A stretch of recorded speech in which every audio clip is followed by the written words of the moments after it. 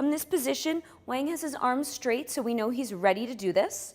One foot steps on the block, the other foot steps on the wall, and then he goes ahead and jumps off. Really nice. So as I said, if you have a student whose arms aren't straight yet in their wheel, they're likely to bonk their head as they jump over, come back into it. One other thing is that this transition doesn't have as much control. Students who don't jump off the wall, that kind of step off the wall tentatively, can get caught in the center in that handstand shape, and if they don't have the strength, their arms can start to bend and they can bonk their head as well. One more time, Wang. One foot on the block, the other foot on the wall, and then with force, jump. Oh, he's got control, but he can handle it. I mean, you've seen, if you've been watching this channel enough, seen his strength. But for some students, getting into that point at the top where they're lingering, it can be heavy. So make sure, if you're not ready for it yet, really jump, especially when you're first trying.